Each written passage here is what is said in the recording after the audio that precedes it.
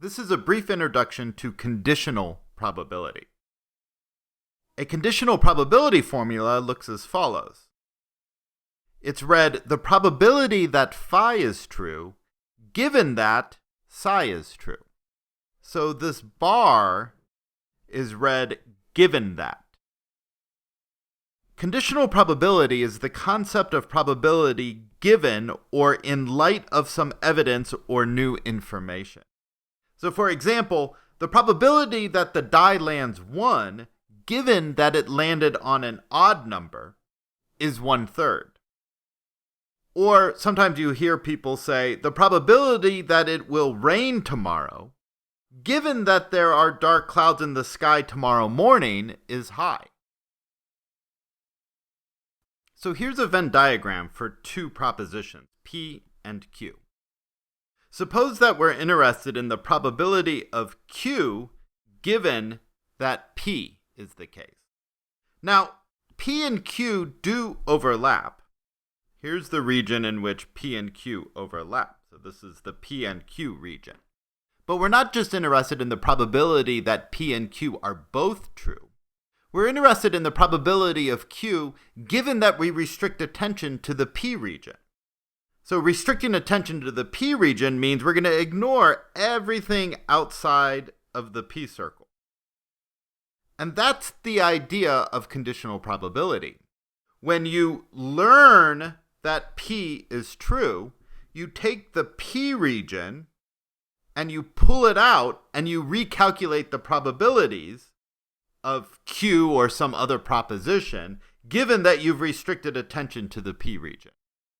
So that's what this is kind of in a diagram. This is what it looks like to calculate or to pull out the probability of Q given P. But I haven't told you how to actually find these probabilities. To do that, we are going to use the ratio formula. Given any two propositions, phi and psi, the probability of phi given psi is equal to this fraction. The probability of phi and psi divided by the probability of psi. Now, if the probability of psi is equal to 0, then the probability of phi given psi is going to be undefined. Because if the probability of psi is 0, then this denominator is 0, but you can't divide by 0, so this fraction is not well defined. So again, the probability of phi given psi is equal to the probability of phi and psi divided by the probability of psi. So let's look at an example. Here's a stochastic truth table for two atomic propositions, A and B. And if we were to calculate the probability of B, we look at the rows in which B is true. It's the first row and the third row. Those are the two rows in which B is true. And we want to sum up the probabilities attached to those rows. So it's going to be 1/10 plus 2/5. And that's equal to 5/10 or 1/2. Now, suppose we're interested in the probability of B given A. How are we going to calculate that probability? Well, here's the basic idea, and I'm going to try to motivate where this ratio formula comes from. If we're interested in the probability of B given A, we want to look at the rows in which A is true, that's in these top two rows, and we want to essentially ignore everything outside of those two rows. Well, what does that really mean? Well, what that really means is we're going to make those probabilities, the probabilities of the rows in which A is false, we're going to set those to 0. And we're going to sort of pretend that they don't exist or are going to ignore them. But now we have a problem, because this is no longer a stochastic truth table. Because 1/10 plus 1/20 is not equal, 1/10 plus 1/20 is not equal to 1. Or 1/10 plus 1/20 plus 0, that's not equal to 1. So this is not a stochastic truth table. So I need to update both of those probabilities. So how am I going to do that? Well, what I need to do, I need to replace both of those with numbers A's and B, where A plus B is equal to 1. Now, there's lots of numbers A and B such that when you add them together, they can be equal to 1. But we want to maintain some of the information that we have in this stochastic truth table. So in particular, note that 1/10 is equal to 2 times 1/20. That is, the probability of this first row is twice the probability of the second row. So we want to maintain that relationship because, after all, learning A doesn't tell us anything about this relationship between the rows in which A is true. So what I want to do is I want to figure out what numbers can I find such that A plus B is equal to 1, and we have A is equal to 2 times B. Well, if I just plug in 2B for A, then we get 2B plus B is equal to 1, which gives me B is equal to 1/3. And so then A would be equal to 2/3. So maintaining the idea or the relationship that the first row is twice the probability of the second row means I should replace 1/10 with 2/3, and I should replace 1/20 with 1/3. So that's what we'll do if we replace the first row. The probability of the first row is 2/3, and the probability of the second row then is 1/3. And then we can just read off what the probability of B is. B is true just in this row. In this new stochastic truth table, this tells me that the probability of B is 2/3. But of course, to do this, I didn't actually do the ratio formula. This is just another way to calculate the conditional probability. But we get the same answer if we use the ratio formula. So going back to the original conditional probability model, the ratio formula says the probability of B given A is equal to the probability of B and A divided by the probability of A. Well, what's the probability of B and A? Well, I want to look at all the rows in which B and A is true, namely just this first row. So the probability of B and A is equal to 1/10. That goes right there. And we want to divide by the probability of A. So A is true in the first two rows, so the probability of A is going to be 1/10 plus 1/20.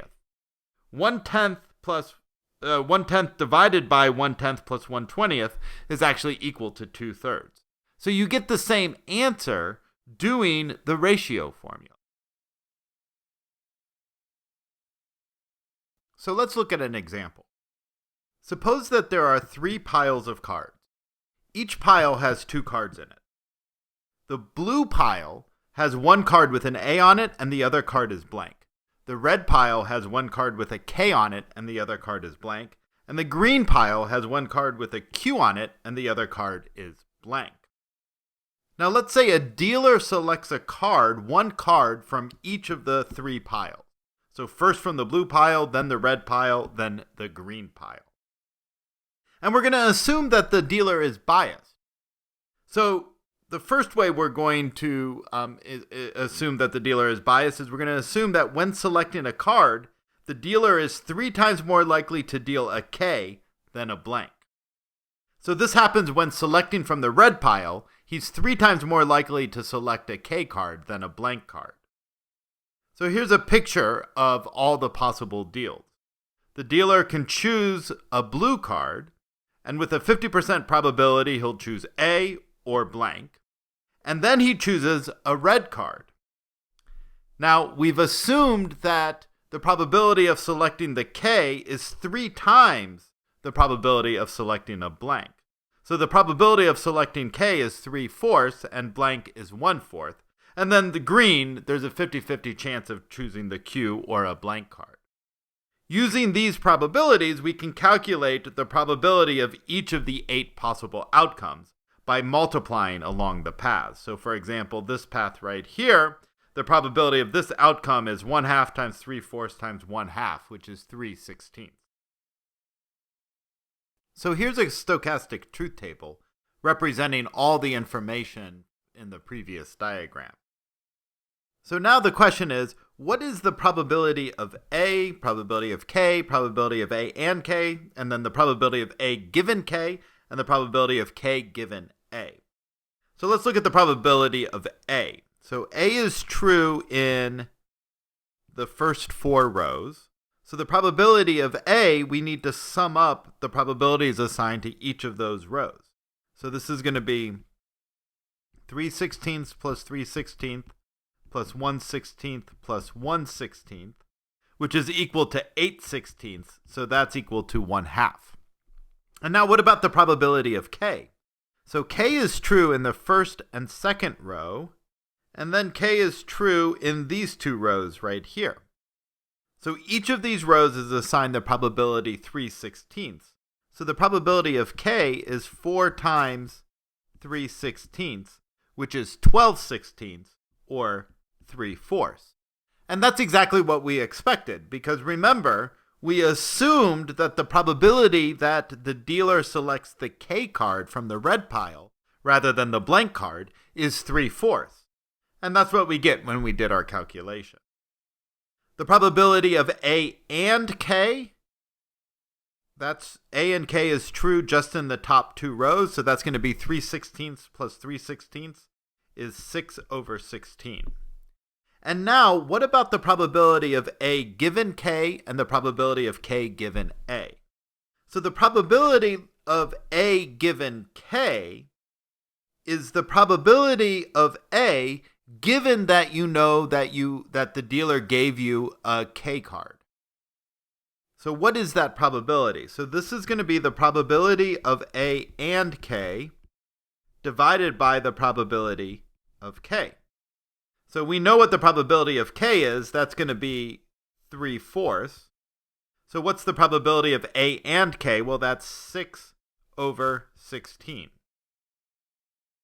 So 6/16 divided by 3/4 is going to be equal to 6/12, which is equal to 1/2. So learning that you have a K card doesn't give you any information about the probability of the A card, because before you learned that information, the probability of an A card was 1/2. After you learned that you had a K card, the probability is still 1/2. And let's do the same calculation for the probability of K given A. So here's as a reminder of what the probabilities are. The probability of K given A is the probability of K and A divided by the probability of A. So the probability of A is 1/2, or 8/16. And the probability of K and A is the same as the probability of A and K, so that's 6/16. 6/16 divided by 8/16 is equal to 3/4. So again, before you learned that you were given an A card, the probability of K was 3/4. You learned that you had an A card, and the probability of K did not change. And this is what we expected, because if we look back to our assumption, our tree diagram here, we see that the choice of the red card is equal to 3/4, and that it doesn't matter which card was chosen from the blue pile. So now let's consider a different bias. Suppose that the dealer is 3 times more likely to deal cards so that the blue and red, that should be red cards, match. What does that mean? Well, that means that if you selected an A card from the blue pile, then you have a 3/4 probability of selecting a K card from the red pile. But if you selected a blank card from the blue pile, you have a 3/4 probability of selecting a blank card from the red pile. So here's a stochastic truth table representing all of that information. And let's do the calculations again. What's the probability of A, K, A and K, A given K, K given A, and Q given A? Well, the probability of A is true in the first 4 rows. So the probability of A is 3/16 plus 3/16 plus 1/16 plus 1/16 is equal to 8/16, which is 1/2. And that's again what we expect, because we assumed the probability of selecting from the blue pile is 1/2 for selecting the A card and 1/2 for selecting the blank card. What about the probability of K? Well, the probability of k is true in this row, and the first two rows. So that's 3/16 plus 3/16 plus 1/16 plus 1/16. So that is also 8/16, which is equal to 1/2. And again, that's what should be expected, because the probability of selecting an A card is 1/2, and the bias is just you're trying to match whether or not you have a card with a letter on it or not. But that doesn't give you any bias towards selecting the K card or the blank card.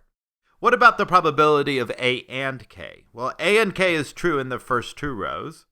So the probability of A and K is 6/16. Okay, now what about the probability of A given K? So that's going to be the probability of A and K divided by the probability of K.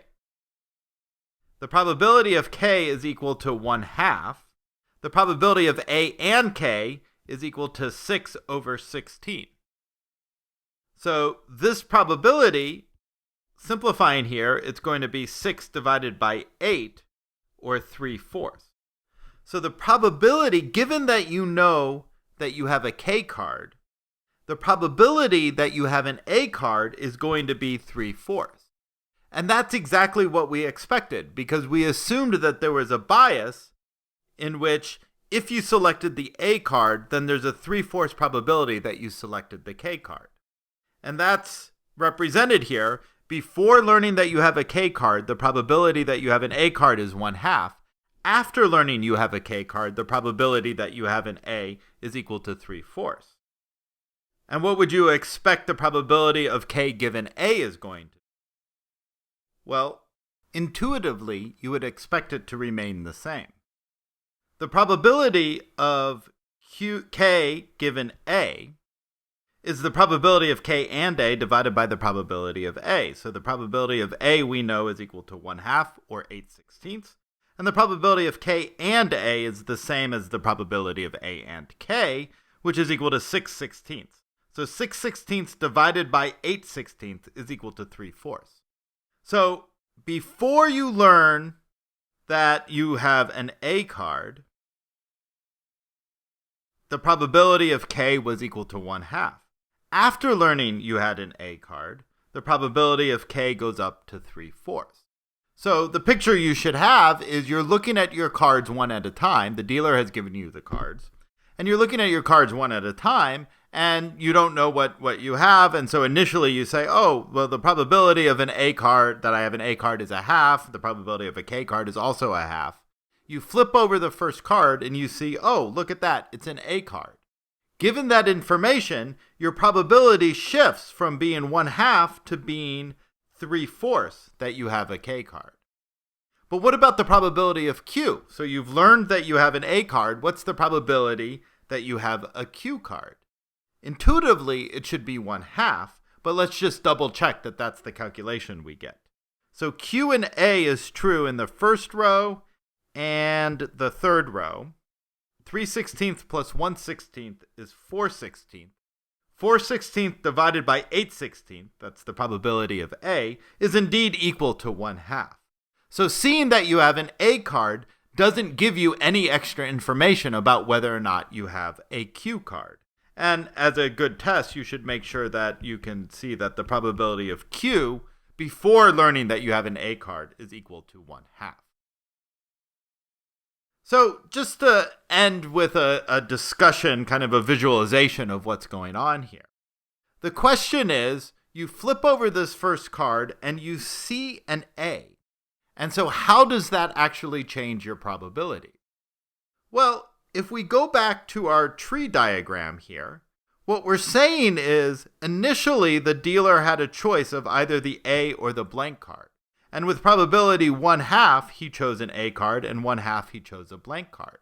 But if you flip over your card and you see that in fact he chose the A card, then you know that he chose this path right here. That means you can completely ignore the right half of this diagram. And by completely ignore, I don't mean you pretend it doesn't exist. You simply assign probability of 0 to the fact that he chose the blanked card. And what that means is you assign probability 1 to the fact that he chose an A card. And if you do that, note if this path has probability 0, then each of these deals on the right-hand side each have probability 0.